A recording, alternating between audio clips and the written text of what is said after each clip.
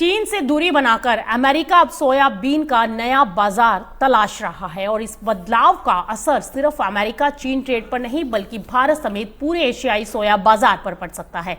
America अपनी soybean बिक्री को चीन से आगे बढ़ाने में जुट गया है। 25-26 मार्केटिंग सीजन में चीन के बाहर अमेरिकी सोयाबीन शिपमेंट 9% बढ़े हैं, यानी अमेरिकी कंपनियां नए खरीदारों और नए बाजारों पर बड़ी तेजी से फोकस कर रही हैं।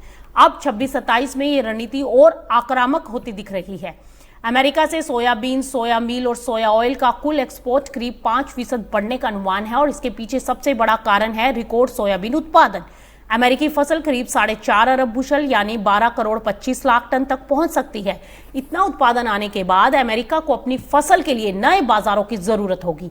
इसी के साथ देश में सोयाबीन क्रशिंग क्षमता भी बढ़ रही है, जिससे सोया मील की सप्लाई और बढ़ सकती है और यहां एशिया की भूमिका और महत्वपूर्ण हो जाती है।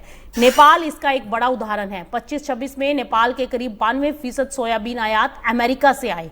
पोल्ट्री, पशुपालन और एक्वाकल्चर सेक्टर बढ़ने से वहां प्रोटीन फीड की डिमांड भी बढ़ रही है। इसी तरह से नए खरीदारों तक पहुंच बनाने के लिए अमेरिका ने सोया कॉन्टेक्स 2026 में 67 देशों के करीब 400 अंतर्राष्ट्रीय खरीदारों से बातचीत की। यानी अमेरिका की रणनीति तो बिल्कुल साफ है, चीन पर अपनी डिपेंडेंसी घटानी है और एशिया में नए खरीदार जोड़ने हैं और सोया मील ऑयल के जरिए अपनी पकड़ को मजबूत करना है। और अगर अमेरिकी सप्लाई इसी तरह बढ़ी तो एशिया के सोयाबीन और फीड बाजार में कंपटीशन और कीमतों दोनों पर इसका असर देखने को मिल सकता है।